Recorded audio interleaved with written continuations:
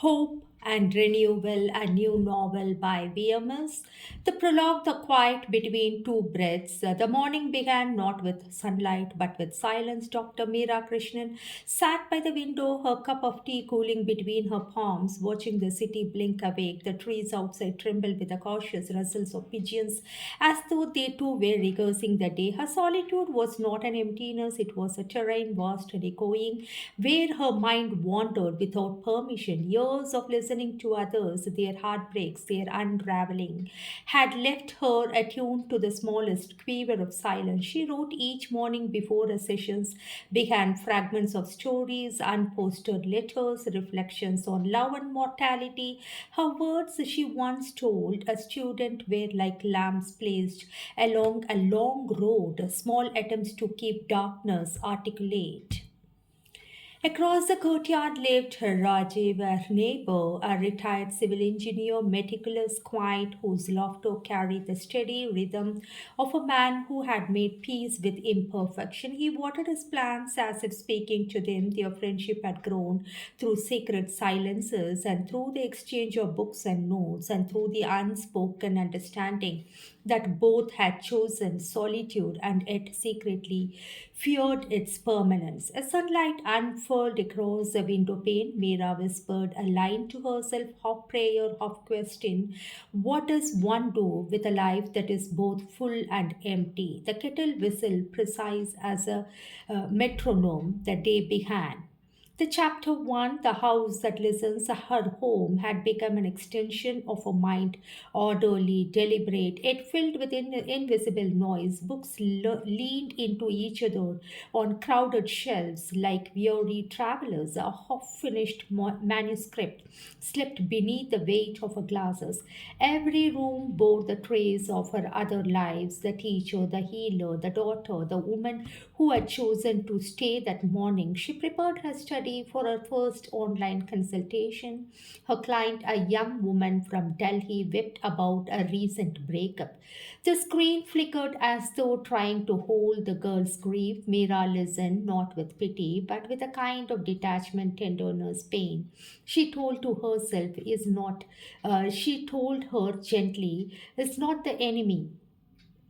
Pain, she told her gently, is not the enemy. It is the echo that tells you you are still alive. After the session, she scribbled notes in a journal. Loneliness speaks differently at 20 and at 70, but the grammar of ache is the same. In the evening, Rajiv appeared at a gate with a small gift, a potted basil plant for your balcony. Meera, he said, companionship for your books. His voice carried that calm humor she found quietly disarming. They sat together drinking tea without words in her pergola. The air between them was tender, unhurried. The jasmine wines trembled in the dusk. When he left, Mira found herself smiling not with joy but with the recognition of something gentler, the solace of being seen without being claimed. That night she wrote in her memoir draft. Perhaps solitude is not absence, but the art of remaining whole in the company of another soul. The next chapter, The Mirrors of Others. The classroom was smaller than she remembered. How perhaps she had grown larger in quietness. The young faces before her gleamed with the restless curiosity of those who still believed the future waited patiently. Dr. Mira adjusted her spectacles, smiled faintly, and began a lecture on attachment and separation in the human mind. Her voice was calm but resonant, the kind that made even silence listen. Attachment, she said, is not possession, it is a gentle agreement to witness another without claiming them. Her students scribbled dutifully, but one girl, Nisha, raised her hand. Ma'am, she asked, do you believe solitude can heal? The question hung like incense in the air. Mira paused, feeling the pull of her own decades. A solitude, she said softly, doesn't heal by itself. It holds a mirror. You may see wounds or light. Healing depends on how bravely you look. That afternoon, after her class, she sat alone in the canteen, sipping watery coffee. She overheard two students discussing with her. She must be so lonely and one whispered. Mira smiled into her cup. Loneliness, she thought, was often projected by those afraid of their own silence. Back home, she wrote in a journal. Teaching is not about knowledge, it is the art of remembering together what we already know. My students are my mirrors, reflecting the parts of myself I have forgotten. As twilight fell, Rajiv appeared at a doorway with a bag of ripe mangoes. I bought too many, he said, feigning carelessness. She offered him tea. They spoke about poetry, about about how Rilke had said that love in two solitudes, protecting each other. I repeat, Rilke had said that the love in two solitudes, protecting each other. Rajiv listened, his gaze steady, his presence unintrusive. When he left the house did not feel empty, it felt expanded as if silence itself had grown generous. The next chapter it is about the rooms of words. It was Sunday, the day Mira reserved for her private writings, a desk by the window of the balcony was a country of paper and ink, journals, unfinished short stories, memoirs, fragrance, fragments, and each notebook held a version of a voice, honest and unvarnished. And across the table, there is a tablet, a laptop, as well as a mobile. But she prefers always to write her journals. She wrote of her clients' names, altered details blurred, the young mother who feared sleep because of dreams of drowning, the widower who ironed his wife's saris every morning, unable to stop, the student who cut her wrist not out of despair, out of disbelief that she could still feel. Every story was a mirror of her solitude, refracted through the faces of others, writing because her quiet rebellion against invisibility. At noon, she heard Rajiv's radio drifting through the open air, and while she was sitting on a pergola and listening to and was reading a book, old ghazals, voices that had aged gracefully, full of ache and acceptance. The music was melancholic, and they both enjoyed and had a glance with each other. And the music carried her back to the years when love had been a possibility, not a memory. Later, Rajiv called over, and low walls separating their balconies. You are writing again, he said, smiling. That's good. It's how you keep the world alive. She nodded. And you still arguing with your plans? They listen better than people. He laughed. In the evening, she read one of her stories aloud to no one, to everyone. And her own voice filled the room, trembling, then steadying. Solitude is not punishment, she wrote in a memoir that night. It is a rehearsal, the quiet before the next connection, the breath before another's presence fills the air again. When she closed a notebook, she saw Rajiv shadow through his curtain. He was sitting with a book, a small lamp beside him. Their solitude existed side by side, parallel, silent, and strangely luminous. And the next chapter, it is about the sound of an unsent letter. The monsoon arrived like an afterthought, soft at first, then furious, like emotion suppressed too long. Rain made music of the tiled roof, and Mira wrote to the sound of its uneven percussions. Her memoir was taking form, solitude and the soul. She wrote not for readers but for truth itself. Each page became a conversation with the invisible, her younger self, her patience and sometimes without admitting it, with Rajiv. One afternoon, while arranging her notes, she found an old envelope tucked into a psychology textbook. Inside lay an unfinished letter addressed to no one but clearly meant for someone. It began.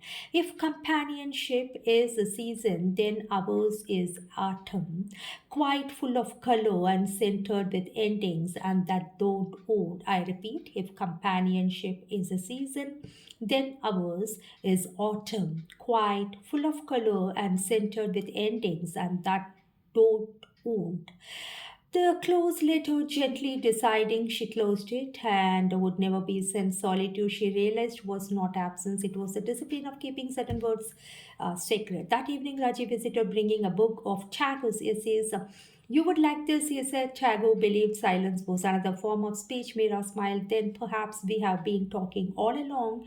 They sat on the swing in her pergola, her favorite spot. The rain stitching silver lines across the garden. Between them lay no promise, only presence, yet in the space time softened like bread dipped in tea. The architecture of quiet, the next chapter. Months passed, each day folding into the next like translucent rice paper. Her solitude now had architecture, mornings with her students, afternoons with her writings, evenings in the slow companionship of Rajiv's company. In her classes, she taught aging and identity. A student once asked, "Ma'am, are you ever afraid of being alone, especially in old age?" She passed. "Aloneness," she said, "is a house you must learn to furnish. I fill mine with memory, music, neighbor who waters his plants like prayer." The class laughed, not realizing how close to confession her words were about Rajiv. At home, she arranged her books as though they were sentient. Jung beside Relki and Camus next to Kabir. She liked how their ideas argued in silence at night. At home, she arranged her books as though they were sentient. Jung beside Relki, Camus next to Kabir. And she liked how their ideas argued in silence at night. The house itself seemed to respond. The clock ticked slower than the curtains breathed. When the evening breeze arrived, every dust had a story, settling, lifting, settling again. Rajiv began helping her with small errands. Sometimes he bought her cuttings from his garden. Sometimes he asked her to edit his short essays on social issues. They existed like two commas in the same sentence, separate yet necessary. And one dusk, as the electricity failed, she lit a candle and watched the flame waver. Everything that flickers, she wrote in a journal, is proof that it is alive. Is proof that it is alive. Through the wall, she could hear Rajiv humming softly. It comforted her more than conversation ever could. And the next chapter, it is about the weight of light. When the publisher's email arrived, Mira did not rejoice. She read it twice, then folded her palms as if a prayer to the unseen. "We would be honored to publish your manuscript, Dr. Mira, Solitude and the Soul. It reads like meditation made visible." She read it again. "We would be honored to publish your manuscript, Dr. Mira, Solitude and the Soul. It reads like meditation made visible." Her memoir, written in the privacy of monsoon afternoons, was now to belong to strangers. The thought thrilled and terrified her. Some nights she dreamt of words leaving her body like birds, winged, luminous, and out of reach. The day of the book launch arrived gently without spectacle. A modest hall at the university, a bouquet of lilies at the entrance, and her students came in saris and enthusiasm. Rajiv sat quietly at the back as though attending a prayer rather than a celebration. When she took the podium, she looked at the audience and but saw only fragments of herself, her past selves, and her clients, her reflections. "Solitude," she said, "is not the absence of love; it is love distilled, a space where we meet ourselves without costume." "I repeat, solitude," she said, "is not the absence of love; it is love distilled, a space where we meet ourselves without costume." After the applause, Rajiv handed a small wrapped parcel along with a bouquet and an antique fountain pen. "For your next solitude," he said, as if there is not one. And she asked, "There is always will be." And he replied, smiling in the gentle, unhurried way that made his words feel like rain on tired soil. That night, she wrote a journal by lamplight. Perhaps solitude, when shared with the right soul, stops being solitude at all. Perhaps it becomes music heard only by two. The next chapter, it is about the stillness between the two hearts. The month after the launch carried a strange calm, as if the world had bowed and exhaled. Letters arrived from readers and widows, teachers, young men battling emptiness, and teenagers thanking her for giving solitude a voice. But fame, even modest fame, is a delicate intruder. Her days grew full again. Lectures, interviews, invitations to speak, attending seminars, and preparing presentations presentations, writing journals, memoir, and sitting on her pergola, looking at the open sky and admiring her secret soulmate, Rajiv. The phone rang more often, yet she began missing the silence that had once been her friend. One evening after a university talk, she found Rajiv waiting outside holding a folded newspaper. They have written about, he said with pride, the psychologist who teaches solitude like prayer. And she laughed softly. They made solitude sound fashionable. It was sacred before it was fashionable, he replied. They walked back together along the narrow lane. Silence followed between them, and not empty but textured like the quiet hum beneath a temple bell. When they reached a gate, Rajiv hesitated. I might go away for a while, he said. Where? Bangalore. My daughter is not well. I need to be there. Something within her tightened. Not quite pain, not quite fear, but a reminder of human heart. She nodded. Okay, go. She needs you. That night, she sat by the balcony listening to the spaces between the sounds, crickets, and distant horns, and the echo of her own pulse. Solitude, once a companion, now stood beside her like a painter, teacher. We never own anyone, she wrote. We only borrow warmth until the lesson is complete.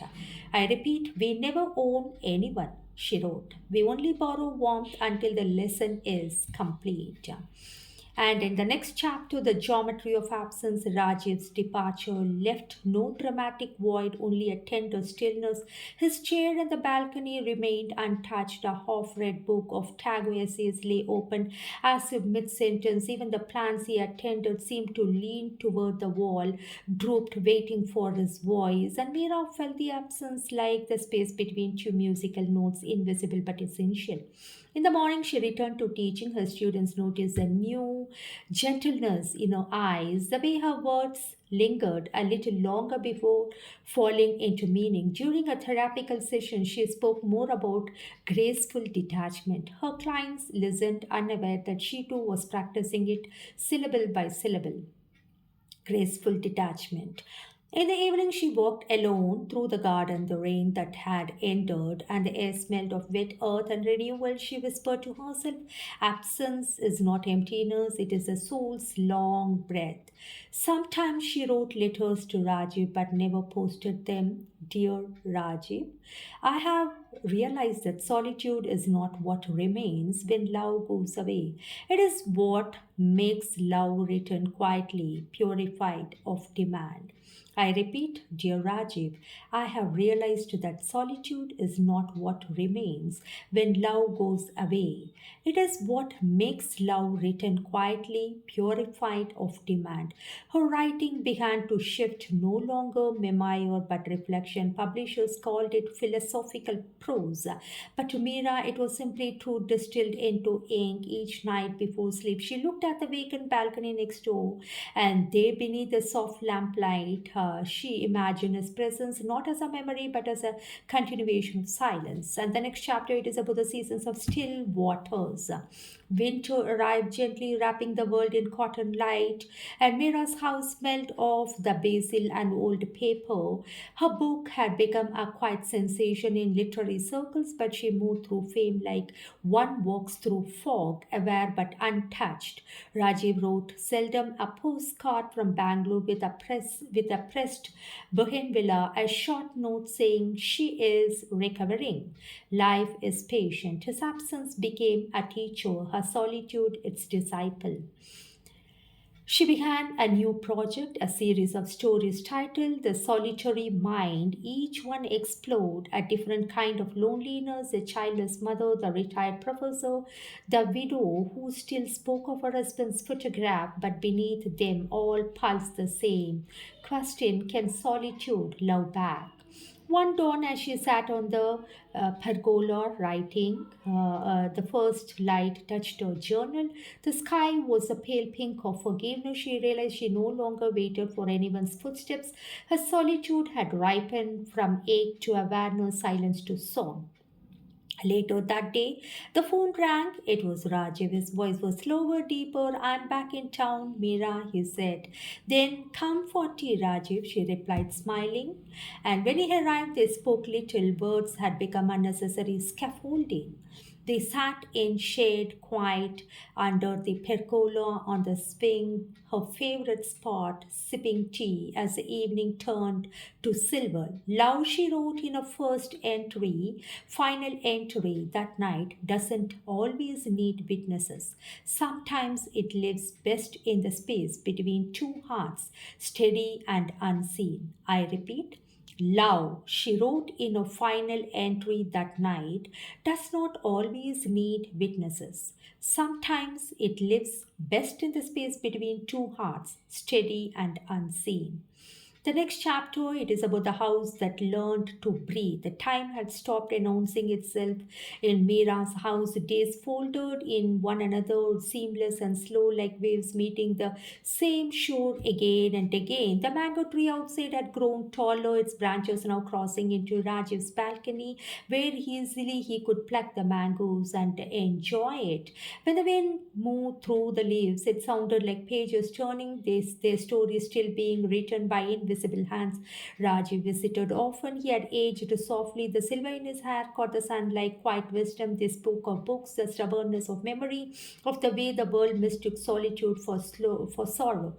One evening, as they sat watching the sunset spill across the sky, Rajiv said, do you ever feel you have made peace with solitude? Mira smiled. Peace is not what solitude gives, it gives truth, sometimes unbearable, sometimes tender, but always pure.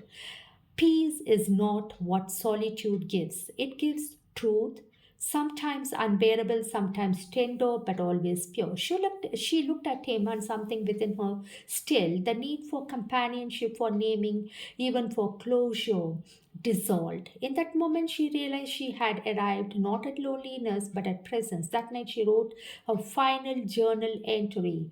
I have understood now solitude is not a room one enters, but a breath one becomes. It carries no echo, no applause, only awareness. Rajiv is no longer my neighbor. He is a note in my silence, a rhythm I no longer fear to hear. I repeat, in the final journal entry she wrote, I have understood now solitude is not a room one enters, but a breath one becomes. It carries no echo, no applause, only awareness. Rajiv is no longer my neighbor. He is a note in my silence, a rhythm I no longer fear to hear. The epilogue, the light that stayed. Years later, long after she retired, students still spoke of her lectures, how she made silence sound like language. Dr. Meera taught us that aloneness is not the absence of life, but the proof of its depth. One of them wrote in a tribute, her books rested on library shelves across the country, annotated by readers seeking meaning, solitude, and the soul became more than a memoir. It became a quiet scripture for those who lived between noise and need, and Rajiv still visited. Sometimes he brought her a single flower, sometimes nothing at all. They no longer spoke about solitude, they simply lived it side by side, two complete circles that touched without enclosing. On her last birthday, he gifted her a small bronze sculpture of two birds sitting on separate branches of the same tree, looking at each other. Us, he said. She nodded. Two solitudes, one sky. He laughed. He chuckled. That night, as the city slept, Mira sat by the window, the moonlight brushing her face like remembrance. She whispered a prayer, not for company, not for love, but for clarity. Let me remain a witness to my solitude, to my silence, to my soul, for in witnessing I am never truly alone.